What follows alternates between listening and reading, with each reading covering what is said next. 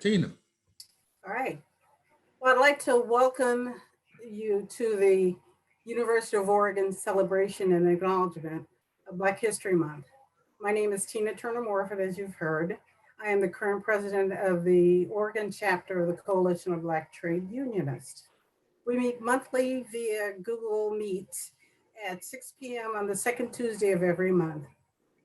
I would like to thank you all for attending and participating in this examination of labor in the 21st century. Tonight, I'm extremely proud to present to you Reverend Terry Melvin. He's the president of the International Coalition of Black Trade Unionists. Brother Melvin is not just an ordinary leader who stumbled into the union movement. He's the secretary treasurer of New York State AFL-CIO, which is representative of 2.5 million members. At the 41st CBTU International Convention, he was elected by acclamation as the successor to William Bill Lucy, one of our founders of the Coalition of Black Trade Unionists. Since his election, Brother Melvin has encouraged local community service work among the 50 CBTU affiliates. During the 2020 general election, he maintained a laser like focus to address the urgency of now for the Black communities and working class families across the nation to stand up and to provide crucial voice and vote against the politics of hate. Brother Melvin is an ordained Baptist minister and is an assistant to the pastor at the Second Baptist Church in Lackawanna, New York. He is supported by his wife and three adult children and a youthful granddaughter. He is also a graduate of the Rochester Center for Theological and Biblical Studies with a bachelor's degree in ministry. Okay, Brother Melvin, take us to the promised land on labor in the 21st century. Thank you so much, my sister Tina Turner Murphy, for the introduction.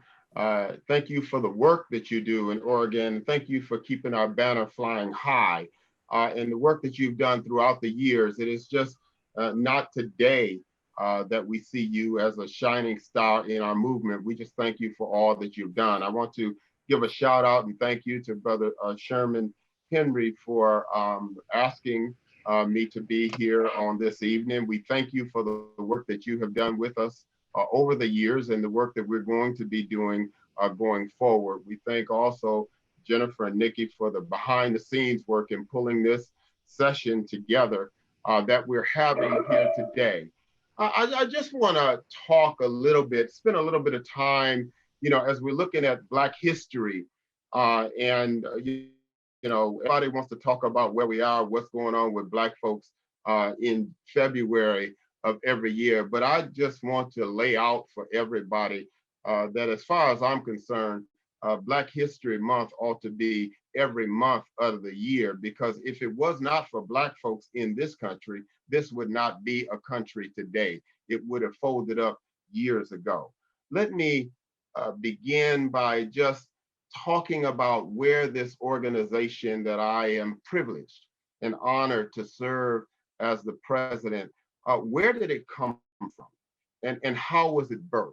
And by doing that, I believe that you will have a better understanding and appreciation for where we are to now, today, as an institution and the role we carry within our community and within the labor movement. CBTU was born out of a sense of urgency in 1972 when the labor movement had decided to take a neutral stance in the presidential election, a re-election bid for Richard Nixon against McGovern. The labor movement had decided that they were going to stand side, and was not going to do anything. And there was 5 Black labor leaders at that time that came together and thought that something ought to be done, that the current administration and Nixon administration at that time had been so bad to Black folks, so bad to poor folks, so bad to folks that weren't rich and had their own, that something needed to be done and somebody needed to stand up for them. And since we were paying dues to the labor movement and was card-carrying members of the labor movement, we thought at that time, those leaders, that the labor movement ought to start speaking for all of their members, and silence, giving consent to what was being done at that time, was not acceptable. So these 5 labor leaders at the time, William Bill Lucy, Nelson Jack Edwards, William Simons, Charlie Hayes, and Cleveland Robinson, got together and called for a meeting of like-minded Black leaders to come together to talk about what this meant for the labor movement. In the call that they sent out, they said that we are concerned that the re-election of Richard Nixon will almost certainly result in 4 more years of favored treatment for the rich and powerful, continued unemployment, frozen wages, high prices, appointment of additional members of the US Supreme Court who are conservative and insensitive to the rights of workers, minorities, and the poor, more repressive and restrictive of civil liberties, and the reversal or total neglect of civil rights. This is what they sent out in the call, and they thought that maybe 100, maybe 200 folks would come together to hear what they were talking about and try to come up with a plan to deal with it. To their shock and surprise, the turnout was much greater than that. It was 1,200 Black folks from labor that came together at that initial meeting held in September at the LaSalle Hotel in Chicago, Illinois. It was a bold and empowering action. While the impetus of the meeting was to talk about the presidential election, what was born out of that was the coalition of Black trade unionists. The delegates made it clear that Black workers were ready to share the power of the labor movement at every level of its policy-making process. CBTU would be a progressive forum for Black workers to bring their special issues within unions, as well as act as a bridge between organized labor and the Black community. Since the earliest days of this nation, when democracy was built on racial exploitation, Black workers have risked their lives to protect and empower their communities through agitation, collective action, and faith. The Coalition of Black Trade Unionists proudly carries that tradition on today. CBTU is not a separatist or civil rights organization. It is a fiercely independent voice for Black workers within the trade union movement, challenging organized labor to be more relevant to the needs and aspirations of Black and poor workers. At the same time, CBTU is recognized as a potent economic and political force within the African American community. 20% of Black workers belong to union, and that is significant because Black workers in the union movement make 40% more than non-union Black workers. In the political arena, CBTU has leveraged the vast resources of unions to mobilize Black voters to influence election and public policy at every level of government. And long before globalization caught the attention of America's working family, CBTU was challenging the gaping disparity of wealth, power, and living standards throughout the world, especially in Africa and the Caribbean countries. CBTU also was the first American labor organization to actively oppose white minority rule in Southern Africa. CBTU has been a catalyst for actions against other human rights violators as well. Since its founding, CBTU has enhanced the influence and power of Black workers in the trade union movement in their communities. CBTU has led efforts to open more union leadership positions to women, African Americans, and other minorities. It was in 1995 that CBTU challenged the AFL-CIO to reorganize itself, to reach out to those who need it most, women and minorities. Subsequently, the AFL-CIO enlarged its executive council and infused it with diversity of women and people of color to energize the labor movement in new globalized American economy. CBTU is justifiably proud of its history and belief in the role we play with human rights as fighters for freedom in the movement here and around the world, especially in Africa, Latin America, and the Caribbean.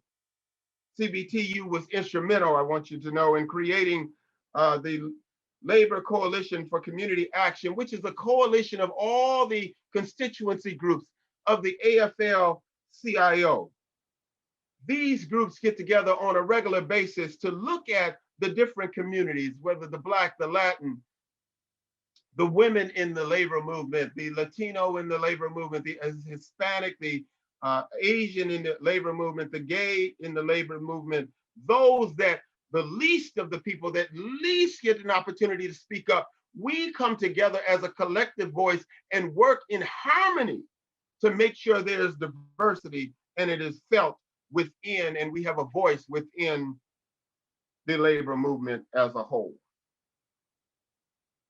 Now, this is a time in our movement. As we look at what's going on, just happened with the last elections, we suffered 4 years of hatred at the top of our government. We suffered 4 years of bigotry at the top, misogyny at the top, white supremacy at the top of our movement. And for the third time in our history, the Coalition of Black Trade Unionists found themselves in a position where we had no choice but to make an endorsement in the presidential election. We made an endorsement in the presidential election because we felt that it was time to get rid of hate, bigotry, misogyny, and white supremacy, as I talked about, out of the top of our government. It is time for us, as citizens of this country, as unionists in this country, of Afro-Americans, of Black folks, of Hispanic folks, of brown folks, of Asian folks in this country, to take back the leadership of our country, to have a country that believes in what the founding documents said, that believe that all men and women are created equal, that they're endowed by the Creator with certain inalienable rights, and among these are life, liberty, and the pursuit of happiness. So we made the endorsement as CBTU, and we rolled up our sleeves like we never had before. We put out the call of urgency, not just within our ranks, but within the entire labor movement. We said we had to stand up like we've never stood up before, that we've got to let folks know that it is time to take back what is rightfully ours, that this country was built on the back of Black and brown people, and we needed to take our place. We needed to take back our country. We didn't need to make America great again because we didn't never know when America was great. It was not great to us when we were enslaved. It was not great to us when there was Jim Crow laws. It was not great to us when there was redlining going around and we were not allowed to buy our own house. It was not great when we were being oppressed by those that had power over us. It was not great when we were being misused and abused and used as cheap labor or slave labor in this country. It was not great to us. So we did not want to make America great again because we don't feel that it has really been great to people that look like us.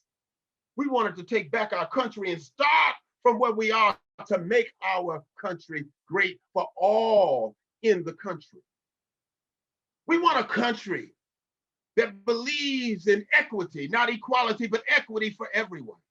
And I say equity and not equality because we are not starting at the same place. You as somebody that has not suffered 400 years of slavery, don't understand what we're going through. You that have not understood and been through 400 years of slavery, whose children coming out of college, if they had the opportunity to go to college, that's coming out of college with loans as much as a home mortgage. Equity, equality does not get us where we want to be, because when my child and your child get a job making the same amount of money and my child is still paying for their loan that they had to go to college for, they're not equal. We need equity. We need to bring everybody to equal footing.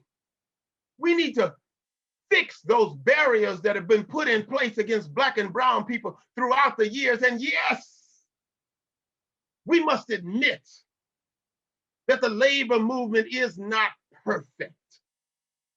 That as we saw an uprising in this country over the last year, we realized that we had work to do in our own movement. We realized that we were not quite where we ought to be. We had made some great strides in our movement to increase diversity on our boards. We had made strides in our movement to make room for and space at the table. But we had truly not really endorsed and embraced true diversity throughout the movement. And with that knowledge and with that recognition, over the last year, the president of our movement, Rich Trumka himself, met with the executive council and recognized that over the years we have done things. We had a economic and race commission that had done some work and decided they had recommendations that should be done throughout the movement. And we took those recommendations and he recognized that they were put on a shelf and we just let them go.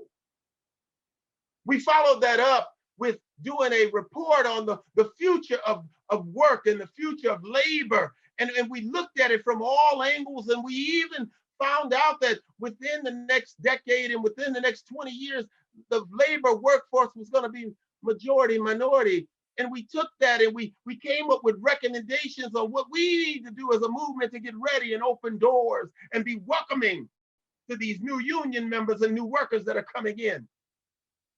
And we put it on the shelf. So as we seen the insurrection that happened over the last year, as we saw our community start standing up and saying they wanted to be accounted for and they wanted to be recognized for who they were. Our own president looked at that and said if we had not done enough, and the labor movement had to be the tip of the spear to set the tone of where the country ought to be going. We set the tone when it came to labor rights. We set the tone when it comes to safety on the job. We set the tone in many areas. And this is an area where he said, Rich Trumka, that we need to set the tone. So he created a task force for racial justice within our movement. And the job of that task force is to look at the area of racial justice within the labor movement, to inculcate racial justice into everything we do, from the ground up, from collective bargaining to representation, to legislation, to politics, but everything we do to start looking at it through the lens of racial justice. So we're in the process of looking at this. He appointed, as a matter of fact, I as the executive director of the Racial Justice Task Force. April Sims, who is on this call now, she sits on the task force also. We have Fred Redmond out of the Steel that sits as the chair of the task force, but we have been charged And we will be standing until we have met our goal to make sure that the labor movement is meeting the needs of all of its members, Black, brown, yellow, and white. All of its members are being looked at through the lens of equity. That racial lens is looked through everything that we do. That was done because of the work of the constituency groups in the AFL-CIO over the years. We stood up in the 2020 election. We got out our community. We made the connection between the labor movement and our communities. We worked hand in hand to get every single vote that we could out. We educated our community. We educated our members that complacency could not be tolerated anymore. None of us could sit down on our laurels and just allow to happen what was going on. We had to take responsibility. We got our troops out. We called all to arms. And we worked like never before in the 2020 election. And we had victory. We thought it was over, but then there was the Georgia election that had to continue. We went in, all of our constituency groups, all of labor, and we didn't go in like we used to do and take over, but we went in and helped supplement the work that was already being done in Georgia. Because see, they had already turned Georgia blue. So why would you go in and try to reinvent the wheel? Give them what they needed, the resources they needed. And that's what we did. CBTU and all of the other constituency groups, the AFL-CIO, partnering with our community allies and our chapters that we had on the ground already in Georgia. And again, we had victory. But I want to let all you know that is on this today that the battle is not over. Yes, we have the White House, and yes, we have progressives in the Senate, and yes, we still have the House, but the battle is not over. We cannot make the same mistake we made when Barack Obama was elected president, when all of us, many of us, went home and put our feet on the coffee table and said, our work is done, let him handle it. Look, this is now. And we've got to put every effort into making sure all that we fought for in the election is brought to fruition by laws, by executive orders, by whatever it takes. We got to get the PRO Act passed, something that's going to be monumental for the labor movement, to allow those that want to be organized an opportunity to be organized. The PRO Act is something that's going to help the labor movement, but the PRO Act is also something that is a civil rights act. It is going to equalize and make equity for all workers, whoever they are. We've got to push and push and push. We cannot let up. We've got to hold politicians accountable, friends and foe alike. So this is a new day, my sisters and brothers. As we celebrating Black history, let's really make some Black history. Let's get together like we haven't gotten together before. Let's march together like we haven't marched together, but let's march with a goal. Let's march with a purpose. Let's join hands like we've never joined before. Let's hold politicians accountable. It's enough to just say we elected somebody. We've got to be there with them. We got to push them harder than we've ever pushed them before. This is our time, and this is our season. And let's take this Black History Month, and let's take it into the next month, and the next month, and the next month, and the next month. And let us not stop pushing until we have equity throughout the land. 2021 is just the beginning, my sisters and brothers, of a newness that we all have to embrace in this movement, of a new way of doing business. We have to lift up each other, Black, brown, yellow, and white. We have to make room for all of us in this movement, in leadership. I should not be looking around the room and see I'm the only one of color or two or three of us. I should not be looking around the room and seeing that there's areas where our staff is not reflective of our movement. We got to make changes within our movement, and that we're doing. But we've got to truly make changes in our society where we are working together, hand in hand. The labor movement, the civil rights movement, the constituency groups, all working together.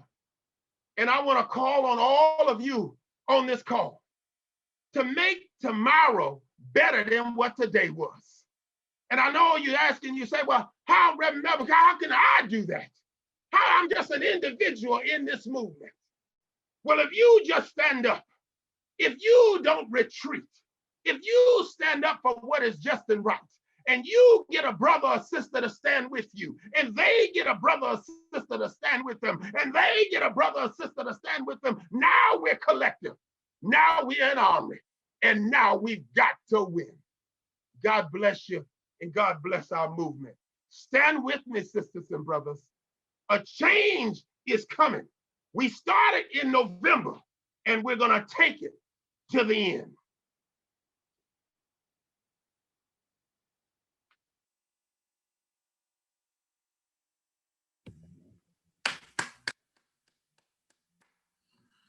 Thanks, Rev. I think we needed that. We can get the cameras on for folks who want to continue this conversation. And I'll start it out with, first question. In the 20th century, we had the New Deal. What do you see as the major transformative public policy in the 21st century under Biden's administration? What is it that we need in the 21st century for working class folks in labor unions as a transformative public policy? I think as I said a few minutes ago, I think the key thing that President Biden's administration can do, and this is after, of course, they deal with the coronavirus, right? But the key policy thing that they could do is to pass the PRO Act. I think they need to look at it and get that passed.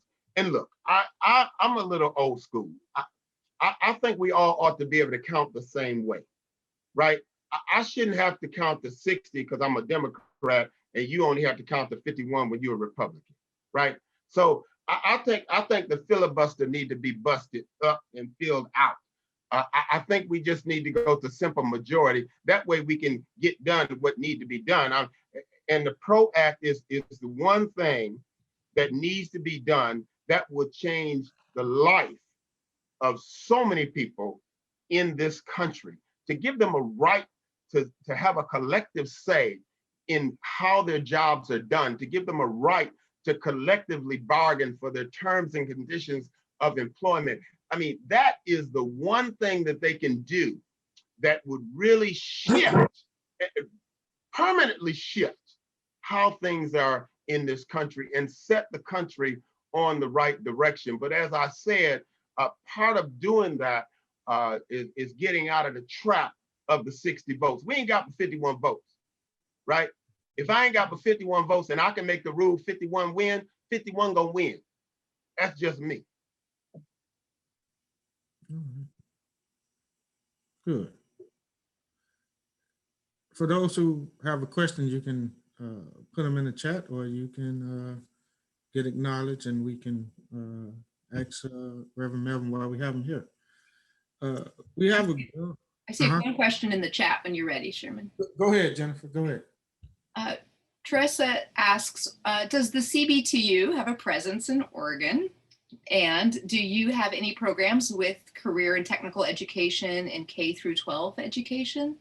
And do any trades offer entry-level opportunities to BIPOC students with BIPOC employers? Three Okay, parts. let me first answer the first question. Yes, Oregon, our president of Oregon is my sister, Tina Turner-Morfitt, who is on and who's waving at you right now. Yes, we do a lot of work. We do a lot of work with the teachers union on a national basis, both AFT and NEA, and collectively working on issues that they are working on. I will pass you on to Tina in a moment to talk about specific things that they are doing in Oregon.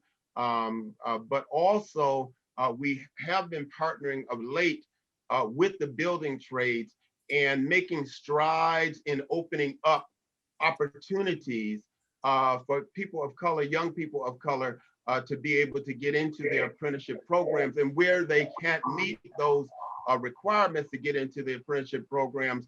We've been working jointly with them around the country to set up pre-apprenticeship programs to be able to, for them to meet the soft skills to be able to get into the programs themselves. So Tina, I don't know if you have anything specific on the other issues in Oregon. We are partnering with an organization called Untitled, which was the creation of my first vice president, Dr. Audrey Terrell. And mainly what she does is she visits various schools throughout the Portland area and also the Vancouver area. And she talks to young adults, trying to get them ready for life after high school. And again, it's called the Dad-Eye program. And so we partner with her from time to time in order to get the youth to understand that there is life outside of the Pacific Northwest. We've also, we have a monthly radio show on cable. It is the first Monday of every month. It's from 6 to 6:30.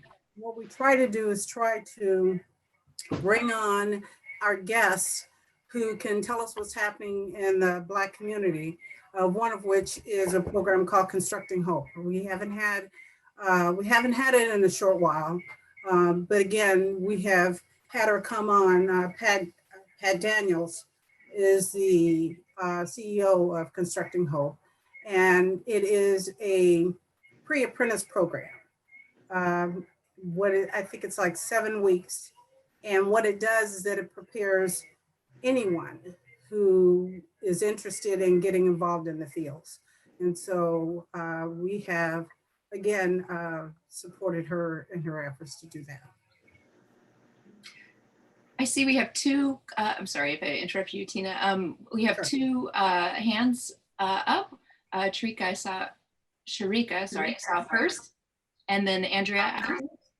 Go ahead, Sharika. Yeah. Thank you. Sharika Carter with Puget Sound CBTU. I'm the president there. Reverend Melvin, thank you so much for being here tonight.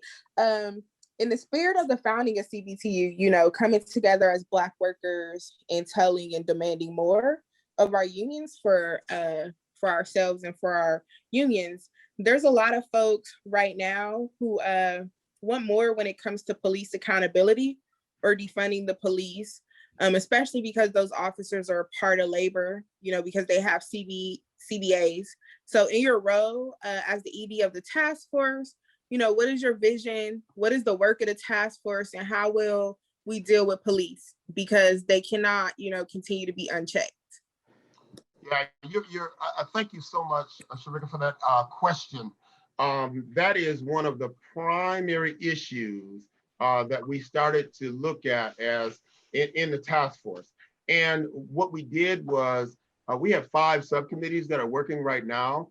One of them is just looking at the issue of public safety and policing. And the issue, we've got about 200,000, that's it, right? 200,000 law enforcement type people within the House of Labor.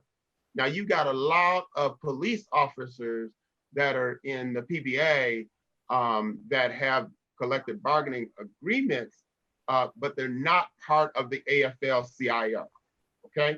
So, but what we've done is we put together this subcommittee to look at putting together a blueprint on how policing should be done in this century, right? What should be done? Most police you talk to, particularly the organized police, they thought what we've seen over the last year on TV is a disgrace and a disgrace to them, right? So what we've got is a group of unionized law enforcement that is looking together, coming together to put together a unionized blueprint of how they hold each other accountable for doing their job the right way. And then we want to be able to share that once they're finished with that. Hopefully within the next couple of months, that piece will be done. And we will be able to share that with the movement, as well as share that with the Biden administration and say, this is our roadmap for policing. This is what we think ought to be done. Now, let me be perfectly honest. I'm with BLM. I'm with Black Lives Matter all day. I just can't say defund the police. And I'll tell you why. I can say put funding where funding needs to go. I can say police should not be answering calls for domestic issues when we should get social workers out there. I can say that, but I can't say when I got children out there that may get shot, that police can't be there to help them. If I get robbed, I want the police to come and try to catch the person. So I think it is the terminology people my age, and I'm dating myself right now, have. I think we want to do the same thing, and I've had this conversation with several people from the Black Lives Matter movement. We want the same thing. We just call it something different. Okay. So from the task force point of view, we're looking at getting a blueprint out, which hopefully, like I said, within the 30, 60 days, we will be ready to get that out. From the BLM side of defunding, I ain't ready to say defunding. I'm ready to say put the necessary resources where they need to be. If you need to have social workers working there, you need to get them there. If you need psychiatrists there, those are the folks you need to get, and you need to fund them. Okay. I hope that answered your question. Thank you. Appreciate it. Thanks. And Andrea, thanks for waiting. Go ahead. Thank you. Hi, everyone. I am with IATSE Local 28, and I am a union member. And I'm also the chairman of our activism world of the subcommittee group that we have. I'm getting nervous now, you guys. I'm the chairman of our diversity group. So it's not that many people of color in it. We don't have that many Blacks in IATSE Local 28 or people of color, really. We have more men than we have women. And I need some suggestions on how to help our union because I am the chairwoman of the group, and there's been men in it that's been in it longer than me, but they wanted to make me the chairwoman, and I appreciate that. But I need help trying to figure out how can I help my group. I mean, it's only like probably 4 of us that's in the group, and it's probably maybe, I would say 10 people in my union that's of color. But I need help trying to help my group, and I don't know where to start because I'm yeah. Let me jump in a little bit, Andrea. First of all, don't be nervous around us. We all family, okay? So we all one family. So ain't needs to be nervous. This is like talking to your brother, okay? And we're talking from our own experience, and we all have different experiences. Let me ask you a question first. You said there's 4 people on the committee. Is that it? Just 4 people on the committee? Yeah, it's about 4. It's 4 people. And Yeah. who are they? What do they look like? Are they all 4 Black folks? Well, there's me. We just added, okay, so there's 2 Black men, and there's an Asian, and there is a Native American, and there's actually more, but there are more Blacks. I mean, it's probably 10. Okay, let me jump in right in here. This is where we make our mistake. All right. When we talk about diversity, first of all, diversity means that it means diversity. It means everybody is represented, right? So white folks need to be represented too. Okay, white men and white women need to be at the table. So what you have to do is you have to find your allies, right? You find your allies that are like-minded in the sense that they want true diversity. They want everybody to have a share of the pie, and then you get them in. You start building from those who are thinking like-minded, and then start building out. Okay, you've got to have some of them around there that believe that you ought to have an equitable workforce, that everyone ought to be treated equally, equitably within that workforce. And you bring them in, and then you start those discussions at that level. You set up regular meetings where folks and hold people accountable. It's about, when we have a committee like that or anything, you've got to set some standards and hold people accountable. And I'm going to offer up, since I know she's on the line and I spoke about her earlier today, I'm going to offer up, Tina is here from Oregon. She's right around it. I'm not sure where you're from, but April Sims, Secretary Treasurer of Washington State Fed, reach out to her. That the woman is brilliant. She's young, Black, and intelligent, brilliant. She's all that and a bag of chips. Reach out to her and she will be more than happy to give you guidance. She is on our task force. She's doing great work in Washington State with the labor movement and moving this type of work. Thank you. And she's in your time zone. Okay. Thank you, Reverend. I appreciate that. Everybody got quiet now. I have another question in the chat. In the past, there's been particular sectors and industries that were really important for Black workers, you know, in the growth of the Black middle class, you know, like for instance, the auto industry, state and local governments, teaching.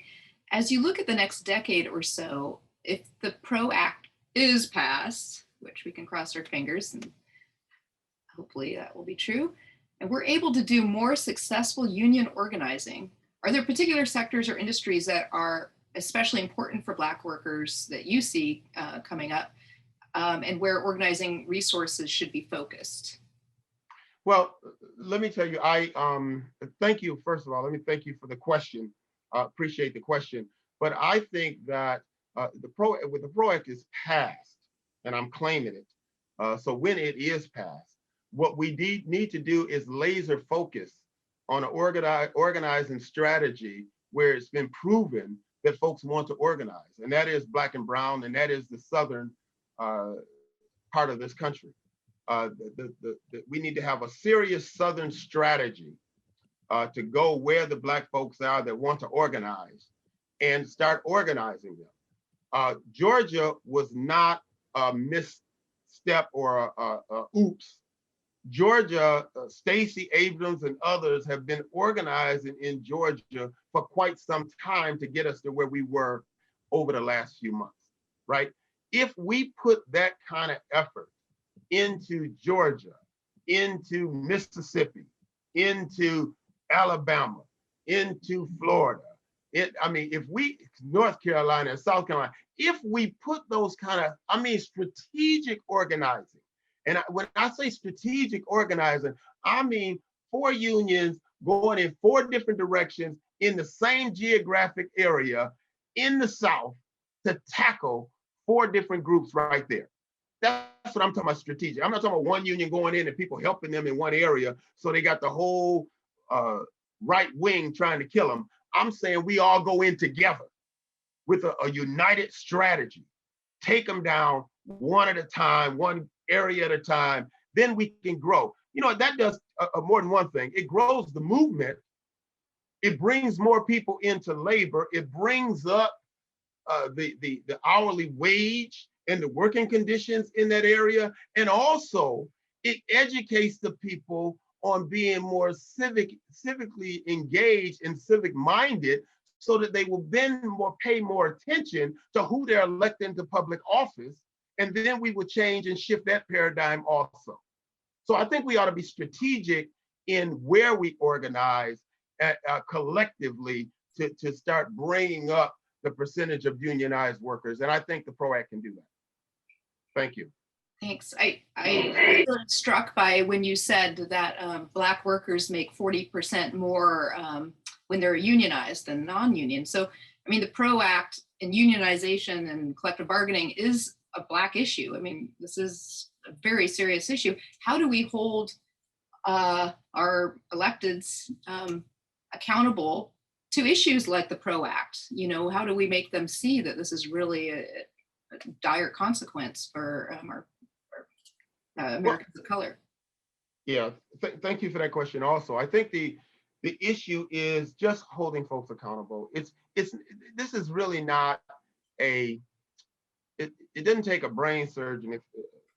If there ain't brain surgeons on the line, sorry about that, but it really don't take a brain surgeon to figure this out, right? If I want to make more money, if I'm in the union, then I want to be in the union. I want to make more money. If I'm making more money, get this, if I'm making more money, I'm paying more taxes. If I'm paying more taxes, then we can get more public services because we can hire more people to do the public services. And I mean, it's a cyclical, this whole thing is a cyclical effect. So it's more of an educational process that we have to get out there to people so that they understand what is going on. I mean, it is not by happenstance that when we do the polling, we find out that more Black and brown people will easily join a union than other folks because they see the difference. I mean, my family see the difference in my pay and their pay, them that ain't in the union. Now I got most of them in here, but there's a few that ain't. But they see the difference and they want to come in. They want a union job. I mean, all my children got union jobs. I made sure. And that's what we got to do. We got to be purposeful about this. And just the wage disparity, that's one piece of it. But being a part of a collective organization that's working for your good is the other part of it. And it's about an educational process. We've got to be intentional.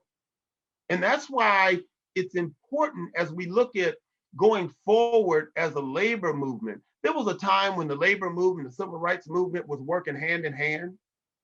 And then somehow they just slipped away because I think we, the labor movement, had more money and we just thought we could just do it by ourselves. And as our numbers start going down, now we're starting to realize we cannot, and we need all hands on deck. I mean, we couldn't have won this election without all of our allies out there. We couldn't have won this election without the civil rights folks out there. We couldn't have won this election without partnering with the progressives out there. So that's what we have to do. And we have to do it intentionally and be part of working together 365 days a year on civic engagement and not just around election time. We got to partner on a regular basis like we used to. And we've got to be sensitive to the needs of our community as well as while we want them to be sensitive to our needs. Yes, thank you. Now the questions are coming in fast and furious. So I see a question from Ray. Has your task force looked at an early focus at the K through 12 levels in schools? If that actually makes a positive impact if you get to the kids early? No, we haven't looked at that yet. Right now, our task force, thanks for the question, but right now our task force is looking at systematically we haven't got to those systemic pieces yet. We're looking at within the movement, we're trying to fix ourselves before we start fixing other people, right? So we're looking at, do our leadership reflect our membership? How do we inculcate racial justice through everything that we do? What do we have to do? What kind of thinking do we have to do? How do we ensure that when our members come out, that they see themselves? How do we start making our connection with the community at the local level coming up? What type of systems do we need to put in place to fix these type of systemic issues? We're only in phase one of the work of the task force. And I will tell you, this is going to be a long-term process. It took the labor movement decades to get to where we are now, just as it took a society decades to get to where they were. It only took 4 years for them to show themselves, but it took decades for us to get to where we were. And I tell you, I mean, I think part of what happens, I believe in divine intervention. Of course, I'm a preacher. I believe of the reason why 45 was in the White House was to wake and shake some of us up that thought because we elected Barack Obama that we had got rid of bigotry, that we had got rid of hatred, that white supremacy was gone, that the KKK was no longer around, that everybody loved everybody. And God had to allow this fool to get in the White House to show us that all that stuff was still alive and well in this country, and we just got sloppy and lazy. And now we have to stand up, and we can't be sloppy and lazy anymore. But we got to stand up for what is just and what is right. And if you don't stand up for your rights, you're gonna lose them. So we got to get them back, and we got to keep them, and we got to fight for them every day. Yes, thank you. I have two questions that are kind of related. I'm going to give them both to you at the same time, and I guess you can let me know if you find them to be related or not. One is kind of referencing the UAW organizing drive in Mississippi, and the company exploited racial divisions to defeat that drive. Can you talk about ways we can do better combating the racial divide, and not just in non-union settings, but also within our already organized workplaces? And tangential to that, or maybe extremely related to that, a very large number of union members voted for Trump in 2016 and again in 2020. How do we address the obvious problem, white supremacy, bigotry, etc., within unions, and how can we organize with these cancers within our organizations? And that was from a chat question. Okay, so let me start with the last one, and then I'll come back to the first one. The last one is, I am amazed at the number of people who will vote against their own interests. Now, in 16, I will be perfectly honest with you that I thought that the reason why so many unionists had voted against their own interests is because if you recall, we had a great campaign in the end of 14 and 15 about stop the free trade agreement, NAFTA, kill NAFTA, right? Don't do it. Don't. We think it's a bad thing. We're gonna lose jobs. The whole labor movement was behind it, right? We put all kind of millions, educated our members, and then we had a candidate the candidate that we had running for president said, "I'm gonna take a look at that. I don't think I like it, but I'm gonna take a look at it." And then Trump said, "No, I'm throwing out all them trade agreements. We're gonna do everything right here, keeping these jobs here." So our own members who we were saying vote for Clinton was saying, "Well, wait a minute, she ain't where y'all at. You've been telling us for months, we don't like this agreement. She ain't there, but he is." So some of them siphoned off and went with him because we gave them what he gave them, what we told them what they needed. Now, that's what I thought in 16. And then 20 came. I am totally baffled. I mean, I have no, it did not resonate with me in my mind how so many people, and not just union people, 71 million people voted for him. 71 million people watched him lie every day. 71 million people watched him cheat every day. 71 million people watched him belittle people every day. And they still, and wait a minute. And then people say, well, I didn't like what he did, but I liked his policy. He didn't have no, he didn't have no policies. The only thing he passed was Mitch McConnell's give money to the rich. Took money out your pocket, gave it to the rich. That's all he did. High poor folk without no teeth and no money, no health care. He tried to kill your only health care you got, and you gonna vote for him. I mean, I don't get it. I've tried education, but I've come to the conclusion that when it comes to politics, you've got to assess, just like any organizing drive, you got to assess who with you, and you got to assess who ain't with you. Because see, the thing about the labor movement that we all got to recognize, we don't choose our members choose us. We don't go out there in the labor movement, we don't go out there in the streets and say, come on, you can be a member and you can't. They come to the job, they pay dues, they're a member of our union, right? We educate them as much as we can. But some people are inbred with hate in them. Some people are inbred with, I'm better than you in them. Some people are inbred with that, and you ain't gonna do anything to get rid of it. So I'm of the opinion, you go with those you got, you support them. Those that are on the border that you think you can get, you work with them to bring them over. Them ones that you can't change, leave them alone. You ain't gonna change them. I mean, look, we've been going after, in the labor movement, progressive movement, we've been going after white men in the elections forever. Progressives ain't gonna never win a majority of white men. Ain't gonna do it. Leave them alone. Go with the base. Get the base out. Them progressive white men, I see y'all. The progressive white men that's gonna vote the right way, they gonna vote the right way. You ain't got to beat them over the head. They gonna vote the right way. They know the issue. They in the room with us. Them ones that ain't in the room, quit wasting my dues money on them. Just as simple. I mean, it's like, I'll tell the story, and some people have heard this before. When I first went to the AFL in 2007, when I went to Secretary Treasurer of New York City AFL-CIO, that was just when we had just endorsed Barack Obama. And I remember being in a meeting, and they came into the meeting as me and a bunch of white folks, because there ain't too many, black folks in the room.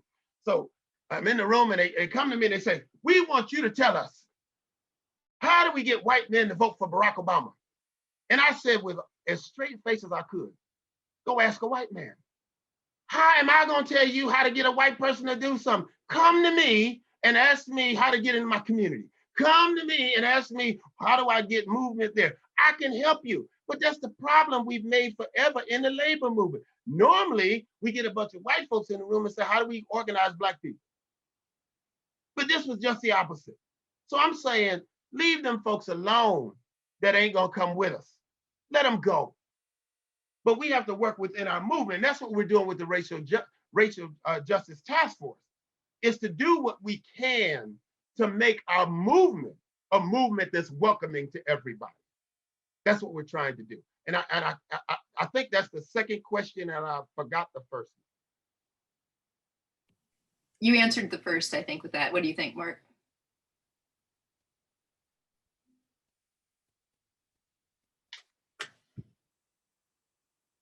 Okay. He says definitely. So I have a different angle. Okay. Kind of change the tone a little bit. How do we reimagine organizing when we're now starting to see employers shift to gig type of jobs, Uber, Lyft, etc.? How do we reimagine organizing in the 21st century to address what is the changing shift in the workplace for perhaps recruitment and retention of union members? Yeah, I think, thanks, Chairman, for that question. I think we've, while we lost a battle in California recently on that Uber, Lyft, are they employees or non-employees? We just won, I think it was in Europe, a court case which determined that they are employees. And I think that's going to reinvigorate us to relook at that and rethink that as a movement, and what type of strategy what we could use here in the United States to deal with that and have them determined to be employees instead of independent contractors as they are listed as now.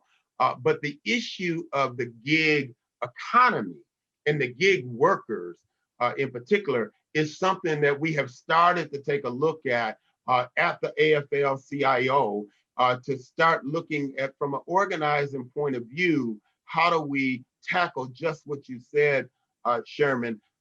We are, just as we had to forcibly reimagine how we communicate over the last year. This Zoom thing, people did it on a fluke, right? But this is like everyday life now, because we were forced to do it. We are in a position now in the labor movement, Sherman, where we are forced to look at the new shift in workers is the gig economy.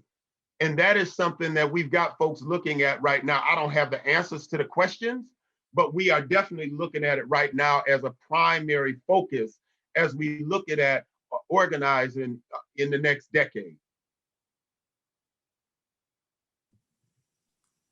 Thank you for that. Yeah, thank you. That is a really concerning development of late.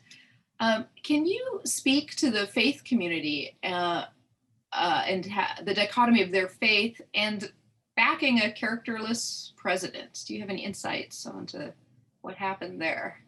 Well, when thanks for the question, Jennifer. The issue with that is people tend to do, as that question would lead to, is that the faith community endorsed or the faith community supported.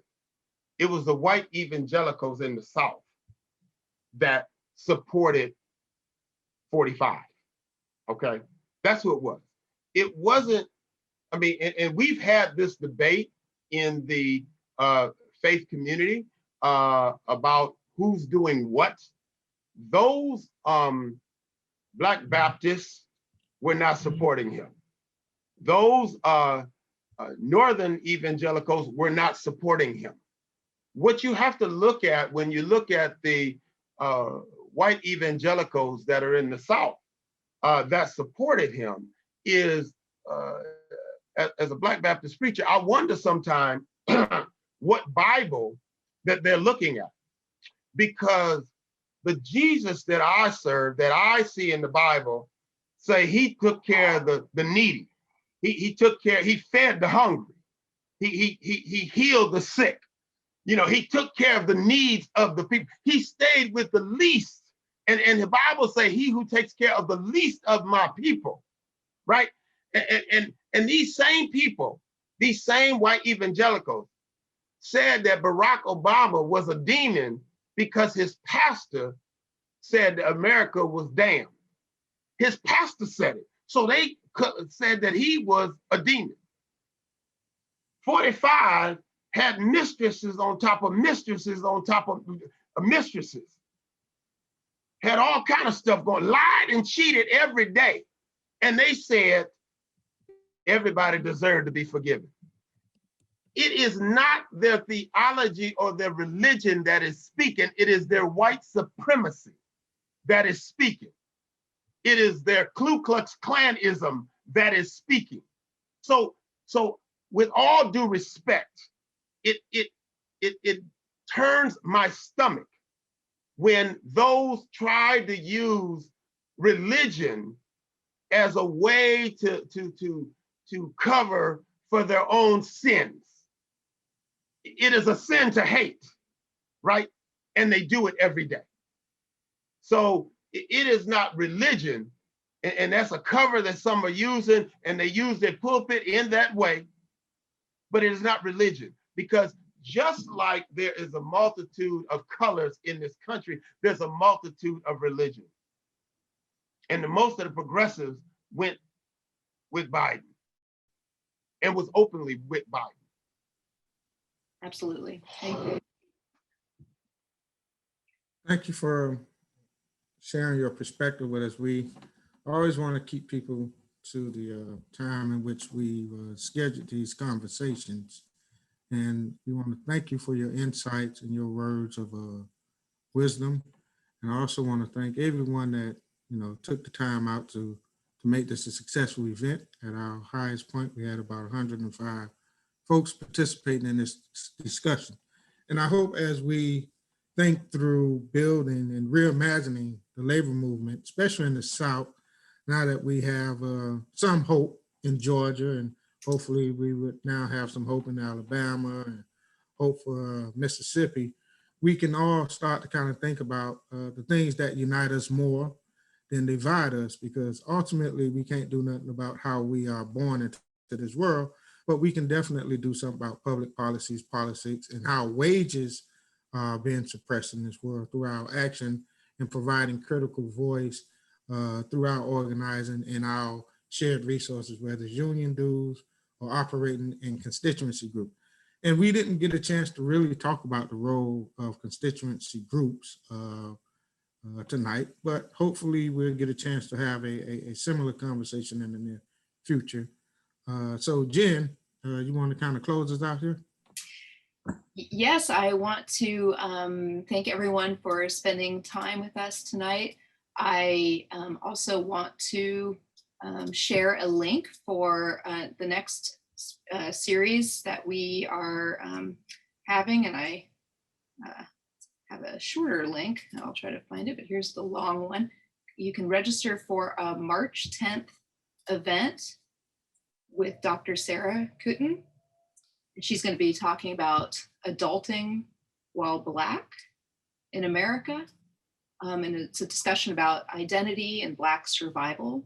And it's the first session of the Racial Equity and Union Solidarity Speaker Series that will run March through April. There's going to be 4 speakers, including our own Gordon Lafer, to talk about inequities in education and privatization of education, among other things.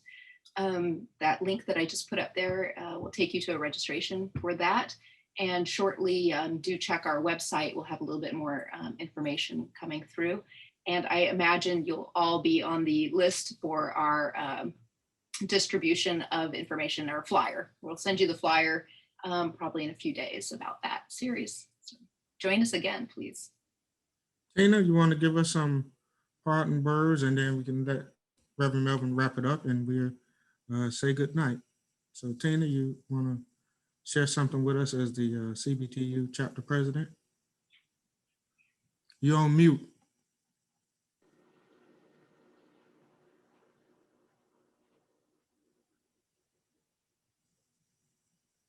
Okay. All right. I once again want to thank everyone for joining us. As the Reverend said, just because it's Black History Month does not mean that this is the only time that we can work our good forces into expanding the role of labor. As he indicated, the way we make it is when we're more inclusive, and the way to be more inclusive is to get out and get involved, go to that union meeting, become a part of your constituency groups, and to get out there and do good works. And so look forward to in future collaborations. Again, thank you very much. All right, Reb, you want to close us out with some parting words of wisdom? Let me see. Let me first of all thank the university for having me here with you today. I choose it as an honor to be with you here tonight. Thank you, Sherman, again, for being instrumental in telling me I was going to be here. He has a nice way of telling you. So I thank you for that prodding, even with my schedule being what it is. He made it sure that, well, it's 8 o'clock at night. You should be done with your meetings by then, you know. So, but I do thank you. And I thank you for having these type forums where people can have real talk. And I tell, and you will know, those in the audience, you will know if I hit the mark or not. I tell people all the time, the first time you have no clue what you're getting. But if you invite me back, you know what you're getting, which is passion about the work, a belief in mankind, a belief in our movement, and a belief that if we all work together, there is nothing, I mean nothing, that we cannot do. And we have the greatest opportunity at this time in our history to make change, not just in our states, but in this country, and I dare say across the world, across this globe. If we stick together, if we work together, there is more of us than there is of them, whoever the them are. If like-minded people come together and want positive change, we can do it. And I'm calling on all of you to be the sparks, to be the change agents when you leave off this call. Let tomorrow be different than your today was. When you wake up in the morning, I pray that you have a new spark, that you call somebody else and have them call somebody and call and say, we gonna do things differently. We gonna make a change, a positive change. Together, we can do anything. I'm glad that we are here together. I'm glad that we spent this time. I'm glad that we're in the movement together. God bless the university. God bless each one of you. Let's look forward to the fight that we have together. Love and blessings to each one of you. Looking forward to sharing more time with you in the future.